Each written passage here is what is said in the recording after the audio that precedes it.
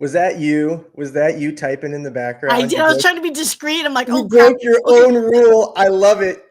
I have nails right now, and I never have nails. And by the way, this is not my color. And yes, it is from a distance. It looks nice, but if you look really close up, it's all grown out. So yeah, no, this was from when we went to Vegas for Checkpoint. Like I that was love it. end of It's February. so funny. You told RJ and I, quiet when the opening photo comes. Everybody can hear you, and then all of a sudden I hear. And I'm like, oh Hey, my god, that better be Sia. do you want me to inform the peoples that we are live or not? No, I know we are live. So how are you doing? It's so good to see you. I want to hear a little bit about Vegas, and I'll tell you a little bit. It was spring break. It just ended, and I was with my kids. But how was Vegas, real quick? Oh, it was wonderful. I mean, look, you're gonna see some content going out. So we just so you'll see the various interviews that Raquel and I did. Both we conducted it in Spanish and in English, with all the leadership at Checkpoint Software. So it's amazing. We did as a special series, branded as brilliantly candid, because we see future opportunities for other future interviews to go under that realm of brilliant leadership. So look up Brilliant Bee Media on YouTube. There is a playlist called Brilliantly Candid, and you'll see we're releasing them weekly. So we've already got 3 Amazing. out there. So one with Cindy Carter, the global CISO, Danny Carpati, he's the head of AI, VP of AI technologies, and then we also have Augusto Morales. He's the first Spanish speaking one, and he's head of endpoint security. So you guys check it You're out. busy. They're all so fun. I know what I've seen so far has been just so fun and informative, and all the things I think that Checkpoint is trying to get accomplished through your partnership, of course, and our partnership together. Brilliant Beam Media is doing just some amazing work for me and Hail Auctions, and of course, sponsorships and partnerships would not. We would not be who we are without them, and of course, our headlining sponsor of the appeal is Speakeasy Custom Tattoo. And if you don't know, Speakeasy Custom Tattoo is located in the Wicker Park neighborhood of Chicago in the historic Flatiron Building. They have over 30 years of experience and a currently curated staff of magnificently talented local and international artists. And they do continue to host monthly guests from all over the world. Speakeasy is an appointment-only custom tattoo shop offering a wide range of styles in a clean and relaxing atmosphere. And whatever style you're looking for, they can absolutely help make your vision come to life. Be sure to check out their artists on www.speakeasycustomtattoo.com. Tell them Chris sent you. And Sia, as I said, it was spring break, and I had my kids up in Minneapolis, and we were at the indoor water park, and I was running around like a madman with my shirt off. And this is as true as the day is long. I had several people, probably 5 or 6, stop me and say, "Hey, what's your tattoo?" Or, "Hey, that elephant on your shoulder is beautiful. Who did it?" Or, "What's the mural?" I mean, really, and it's never happened to me before, maybe because I'm always been bashful about my body, but now I don't care, and I'm running around in the pool. But honestly, it's just a testament to Patrick Cornolo and the work he does individually as my artist, but Speakeasy is just like home. And so if you're in the Chicagoland market, be sure to go to speakeasycustomtattoo.com, make an appointment, tell them Chris sent you. But let's get that intro. We'll kick off today's show. I'm super excited to get RJ on, but I always love our intro. So let's see that thing. Let's kick it.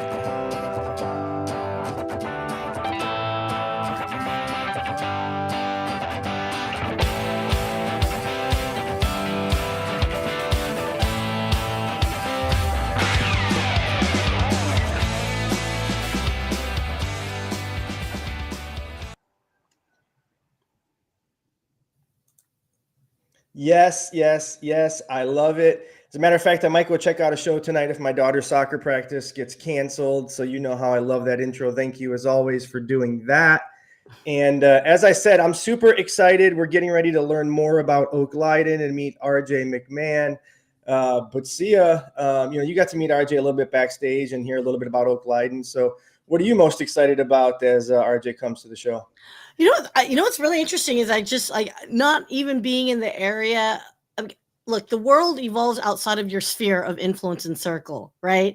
And so just, just even from like a tangential like conversation of hearing what Oak Leyden does and what you guys are doing to raise funds and the support you have, it's really funny because this is gonna be pure educational for me. I feel like if I'm not asking if I wasn't running this show in the back end, I'm gonna be asking a ton of questions. So be prepared, people. You might, if I don't mute myself, you might hear some nails clack-a-lack, and because it's really interesting. I'm excited for this one. Just like the intro, those nails clack-a-lacking. And so that's right. We're getting ready. If you don't mind, see you bring RJ McMahon to the show. He is the CEO of Oak Leyden. And if you don't know, Oak Leyden serves children and adults with intellectual and developmental disabilities and delays, and supports their families by providing individualized therapy, education, housing, job placement, and comprehensive services. The list goes on and on. I can't say enough and do the organization a service. So RJ, welcome to the show. I'm super excited to have you and for folks to get to know who you are and hear about Oak Leyden. So please, if you don't mind, if you don't mind, let's. I love it. She's not the best producer in the world for nothing, folks, right? Seriously, that was awesome. I haven't had a round of applause in, I don't know, decades probably. Oh, we'll change that on the awesome. 17th. We'll change that on the 17th, I promise. So please, if you don't mind, let folks know who you are, what Oak Leyden's all about, and we'll get going with today's show. Absolutely. And thanks again, Chris, for the invitation and the opportunity to spread the word about Oak Leyden and the work that we're doing and the great people that do the work and the individuals that we support. So really grateful for that. So as you said, Oak Leyden, we work with individuals with intellectual and developmental disabilities. We've been around since 1956. So, we've been doing this a long time.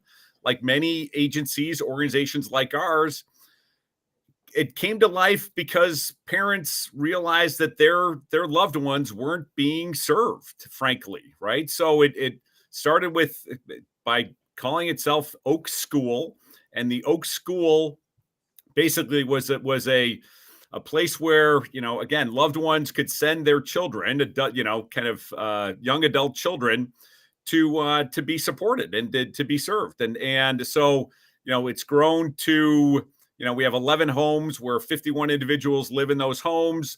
We staff those homes 24/7. We have 2 day programs for our adults, one in Oak Park, one in Hillside. We also serve and support little kiddos, birth to 3, who've been evaluated with delays and or disabilities. And we have a team of therapists that works with the little kiddo in their natural environment. So whether it's their home, a daycare program, grandma, grandpa's home, wherever that might be, that's where our therapists go in and really support these little kiddos through the early intervention program. And, all of our referrals come through the state. So we partner with the Department of Human Services and the Division of Disability. So that's who we work with, and that's where our funding comes from. So, we're trying to make a difference day in and day out. No, trying is not the word. You are making a difference. And frankly, 65 years of service. And I know early on, as I got to know you and Jim and hear more about the organization, it sounded as if you guys early on in the organization's inception had a big net. And as time went on, you started to hone in and you started to focus in on more of those local western suburbs close to Chicago, serving Cook County. So, talk a little bit about that, because as you said, Oak Leyden School, I think as you called it, turned into Oak Leyden, and now you have homes. And so it didn't just start, you did it a little, you're sandbagging a little bit here. Brag a little bit more. Talk about, how it came to be, the homes and all those things that are going on currently. Absolutely. And just, I need to let the record show that I wasn't there in 1956. So I've only been part of the organization for the last 5 years, Chris. So I'm sure folks, I present a little older than I am, but I was not part of that original team that started the organization. So, so it really developed out of need, right? And you start going down the path, and then you realize that, oh my gosh, there's some folks over here that aren't being supported. There's some folks over here that require some support. And frankly, also because of the work that we were doing, we got a couple knocks on the door. Like, would you be interested in this? Could you support this? Right. And so we did. And so we have a robust early intervention program. We serve about 350 kiddos a year. Right. And just a dedicated team of therapists that are doing the hard work. They're in the folks' homes. They're getting it done. And then, then we we started a residential program back in the late 80s, basically, and an organization that that we knew that we were friendly with. They weren't able to continue on, so we assumed their homes, right? And those folks have been living with us, living in those homes for the last 30 years. I mean, just really amazing, Chris. And again, I can't take any credit for it. I'm just the latest torchbearer that's kind of carrying the mission and trying to move it forward. And one of our goals, one of my goals is really, if we take care of our team, Chris, then we know that they'll support the individuals in our care, right? And that's been tough. The last 5 years with COVID, it's been a challenge, but we're making strides, and we're continuing to invest in our folks. We were a very transactional workplace for about the first 3+ years of my tenure here.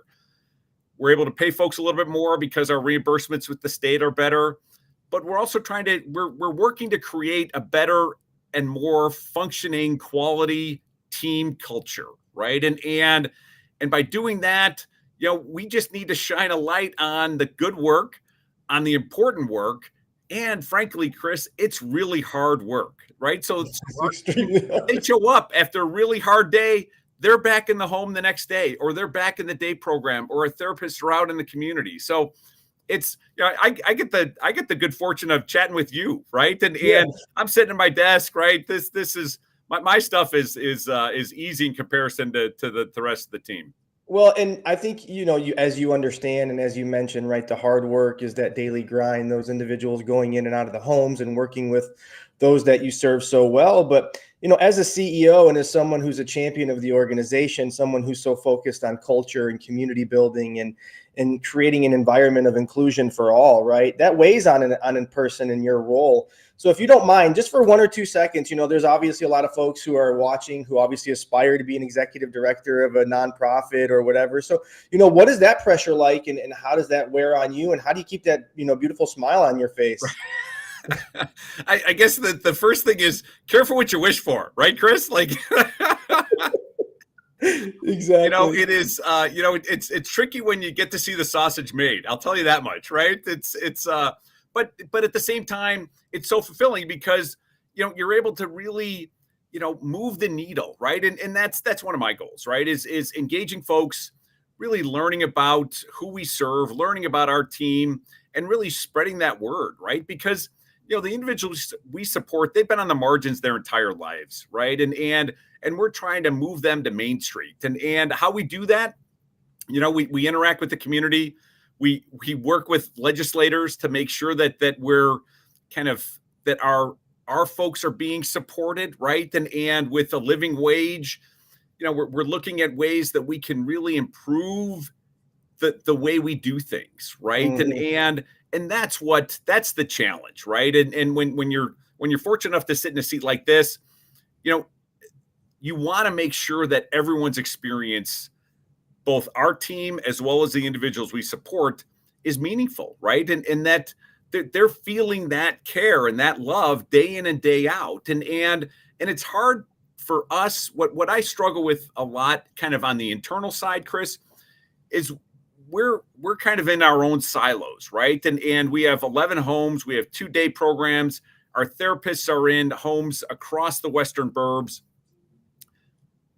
We're never together, right? And so some of the great energy that we can bring together, we lose out on that. So so how do we do that? And it's really important that, as I mentioned before, that we create this team, because when we can do that, then folks feel like, all right, I'm part of Oak Leyden, even though I'm in the home on my own, on my island, but I know that I'm part of the team, right? Exactly. And so how do we do that? We have to keep doing it, right? We have to shine a light on the good work that's happening. We have to, ensure that we're training and supporting folks and giving them every opportunity to be their best person so that they can support the individuals that we serve and help them become and live their best lives. Gosh, that's so well said. And, as you know, I've been on teams my whole life, whether it was in baseball and coaching or at the park district when I was there. And, we have, it's funny you say, in baseball, there's position players and pitchers, and how do you bring those two guys together? And then when I was at the park district, we had an ice rink on one side of town and a nature center on the other. And how do you get all those staffs to get together and uplift the organization and feel good about their workplace? And but that's not to say that there aren't some proud moments. And someone in the chat asked, what was one of your more proud moments of being in Oak Leyden for the last 5 years as you have? Real quick, talk about something that just filled your heart. Yeah, I think I was chatting with one of our participants.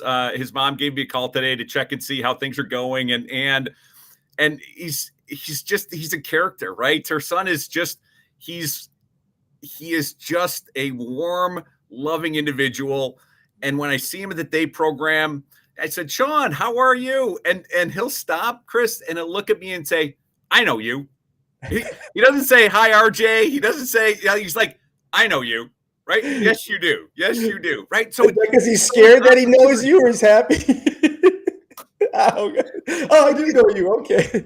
Right. It's those opportunities to really engage with our folks, right? And just really being able to engage and shine a light on this great work, right? And they're rarely are they the big moments that we kind of look back on and think, oh, wow, right? It's the little interactions with Sean. It's the little opportunities to engage with our frontline team and just hear. And you really understand the level of care that our folks have for the individuals that they support, right? It's, they know if Sean's had a bad day. They know if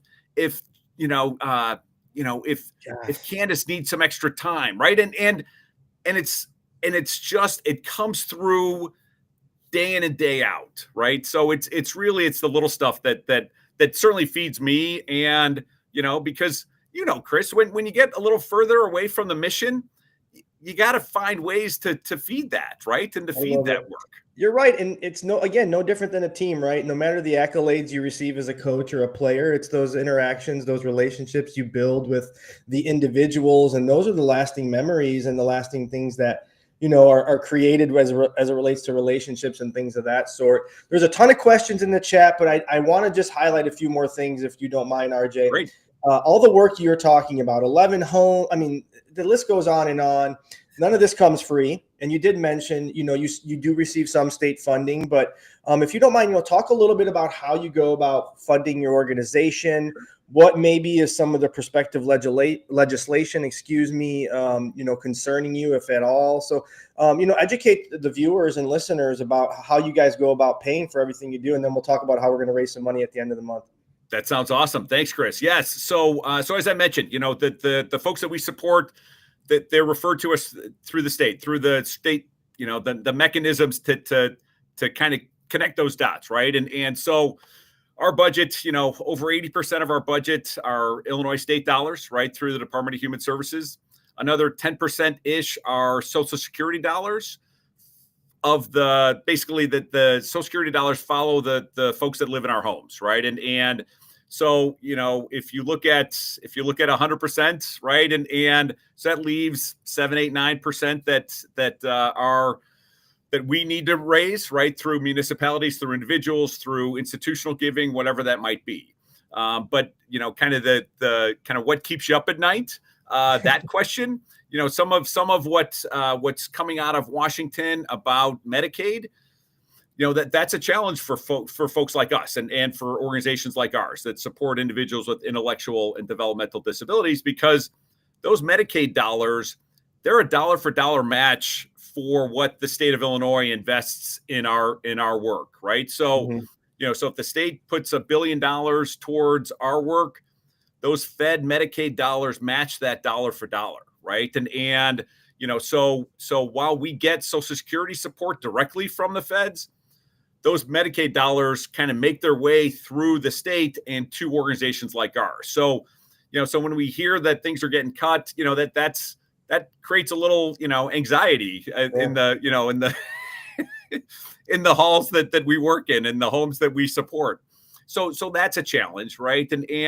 But then there's also some legislation that's out there, and we're looking to expand into a western suburb. We purchased a home. We're going to move our folks in. We're shifting our, kind of shifting our real estate assets, if you will, and really looking to upgrade those and increase the quality. Our folks are living longer, right? The individuals that we support. So, we found a one level place, a property, and we purchased it. And now we're working with the village, and, we're getting some roadblocks. And I'm not going to call out the village that we're working with, but we're getting some roadblocks. And so there's legislation right now, House Bill 1843, that basically is hopefully gaining some momentum across aisles that will not allow municipalities to put roadblocks in front of IDD agencies like ours that are looking to move individuals in that need that support. So it's things like that you really don't expect to kind of run into a roadblock like that.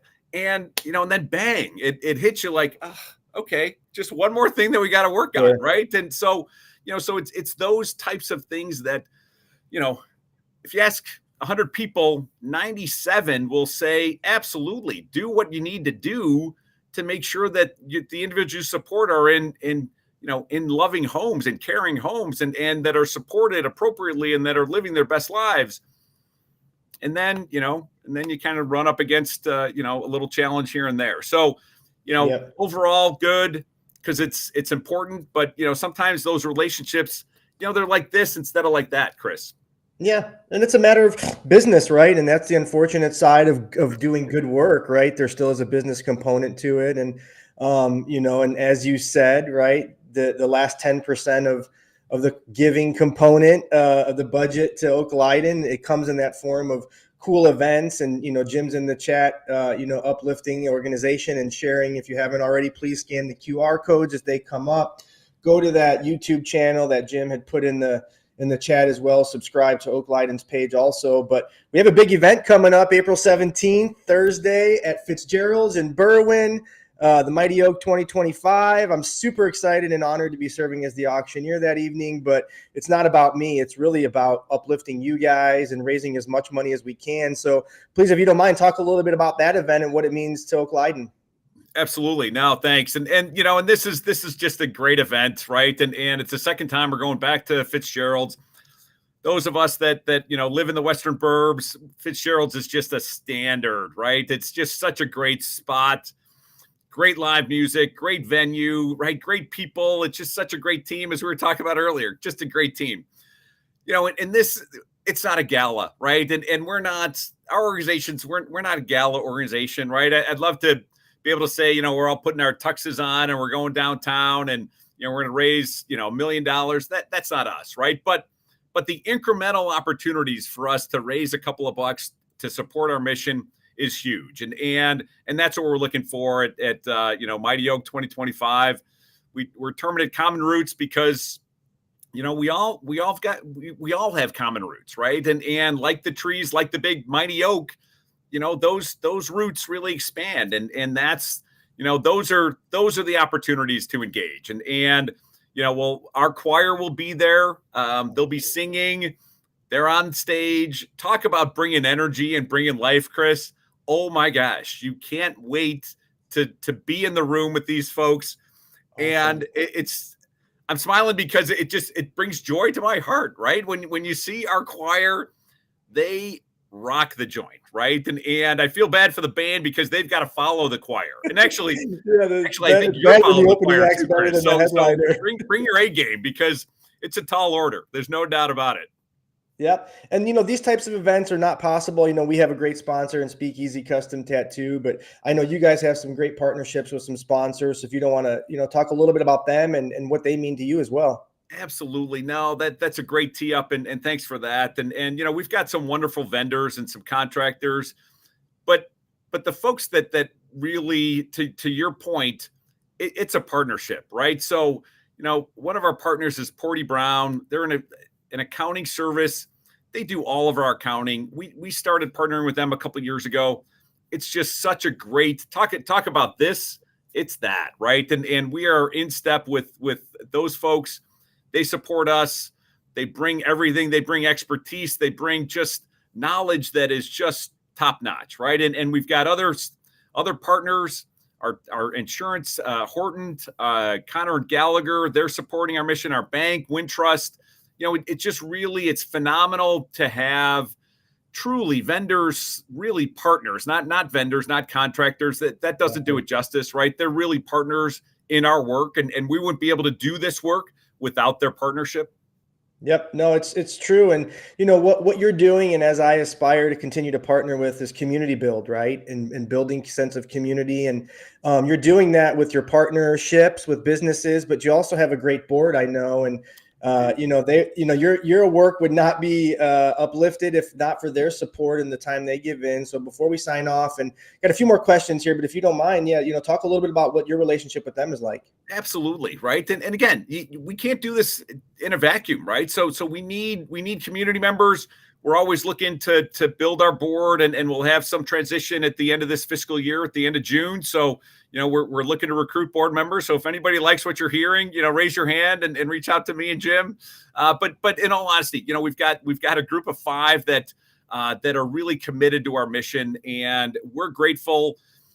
I'm grateful that they have the confidence in our leadership team to really give us opportunities to really shine and do right by the mission, right? And it's a relationship, it's a partnership that you have to keep voices and lines of communication open, right? And share and make sure that they understand where we're going. We understand what questions they have, and ideally, when everything's rocking and rolling, Chris, this, the board, they're a collection of thought partners, right? And they help move the mission forward and spread the word. It's really something that I don't take for granted, right? I've been part of organizations where we've had kind of tough boards, and I've been with organizations that have had rock star boards. And I'll opt for the rock star board every time, right? And so, with a partner.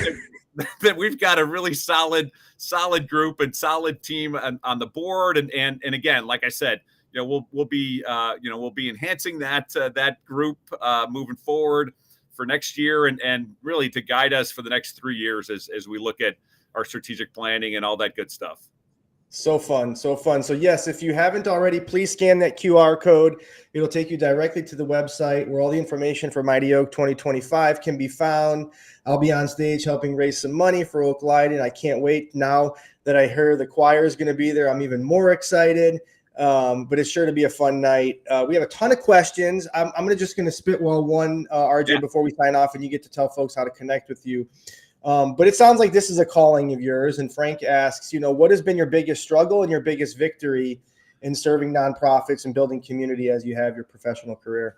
Yeah. Thanks, Frank. My man, appreciate the question and appreciate you participating on the podcast today. I think, it is a calling, right? And I think that's where, I'm blessed to be in this role. I'm blessed that we have team members that see this as a vocation as well, and grateful for that. I think our biggest victory, at least, as we sit here at Oak Leyden, it's really it's spreading the word. It's investing in our people. We created a reboarding program that really has allowed us to engage across, right? And it's the web, right? It's a lot of times it's in organizations like ours, it's a hub and spoke, right? So it goes me to you, me to Frank, but it doesn't go you and Frank, right? So we've got to create that web, and that's what I'm proud of. The work's not done. We got to keep working. So that's huge for me. In a challenge, we've got, yes, there are challenges, but if we just look at them as challenges, then I think we get a little kind of on our heels versus, it's an opportunity to really kind of move forward. So that's where I think our challenge, we've flown under the radar as an organization, right? But it's an opportunity to keep spreading the word. I love it. I love the perspective shift. As you know, I'm all about that and the mental health component of things. And it's just been such an honor to have you on and learn more about Oak Leyden, help promote Mighty Oak 2025. Before we sign off real quick, RJ, I want you one last time to let folks know how they can learn more about Oak Leyden, connect with you. Where can they go to kick a few bucks your way if they so shall wish? That 30-second elevator pitch, if you will. Yeah, no, that's awesome. Excited to be on here again. Thanks, Chris. Scan the QR code. Oak Leyden. Our website is www.oak-leyden, LEYDEN.org. You can find out more about us. In the chat, I know Jim threw the YouTube channel out there. Subscribe to that. We've got some great videos that really shine a light on our mission, shine a light on our folks, as well as the individuals we support. Can't do this work in a vacuum. We've got a great team. Our leadership team is rocking it. Our board is crushing it. And really, bottom line, Chris, our frontline team, they're showing up day in and day out, and really want to give a shout out to those folks. Yeah, no, I love it. So please scan the QR code, www.oak-leyden.org. You can find out more information.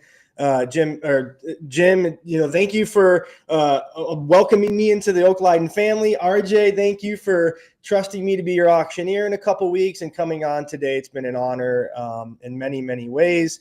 If you want to learn more about what it is I do, www.hailhailauctions.com. Happy to have a conversation and partner with many community building organizations as possible. But again, we have some great sponsors we want to highlight. So RJ, before we sign off, is there anything else you want to say? No, appreciate the opportunity, Chris, and look forward to sharing the stage with you in a week, 2.5 weeks. Let's go. And so shout out to our sponsors again, our headlining sponsor, Speakeasy Custom Tattoo in the Wicker Park neighborhood of Chicago. Sia and all of her great work with Brilliant Beam Media, my great friend Tammy Fisher and Balancing Act, and of course Janice Shokerin and Tausi. And thank you, Jim and RJ, for welcoming me and having me serve as your auctioneer. And thank you for sponsoring today's show. Let's get to that commercial and we'll get on with our day. Have a great rest of your day, folks. Falling asleep with your neck in the wrong position can be a real pain in the neck. Literally. People of all ages are falling for Tausi. Tausi gives you the comfort you've always dreamed of.